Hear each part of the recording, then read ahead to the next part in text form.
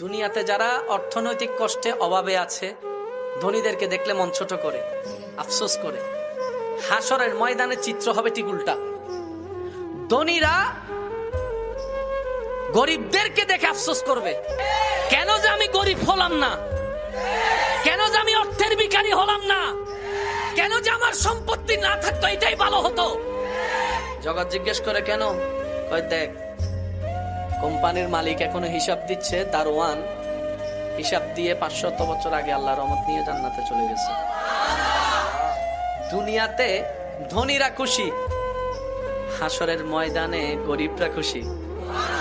আজকে যারা দুনিয়াতে অর্থনৈতিক অভাবে কষ্ট পাচ্ছেন, হাসরে যখন সিচুয়েশন আপনার চোখের সামনে আসবে, আপনি বলবেন আল্লাহ তোমার দরবারে লক্ষ কোটি শুকরিয়া, সম্পদও দাও নাই, হিসাবও নাই। সম্পদও দাও নাই, বলার জোরে করে বলেন, সম্পদও দাও নাই, হিসাবও নাই। ডাইরেক্ট 50-50, গলায় গলায়।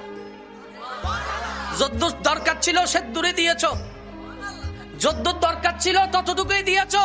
অল্প দান, অল্প হিসাব, শেষ। আর 5টা ফ্যাক্টরির মালিক। আর হাসরের ময়দান এত ভয়ানক কঠিন হবে, কষ্টের মাত্রা এমন পর্যায়ে পৌঁছাবে, মানুষ ভাববে জাহান্নাম হইলে জাহান্নাম অন্তত হাসর থেকে আগে বাচ্চা লই। এইরকম কঠিন হবে হাসর। সেদিন আল্লাহ জিজ্ঞেস করবে, কিরে গরিব, মন ছোট করছিলে না দুনিয়ায়, এখন কি মনে করস?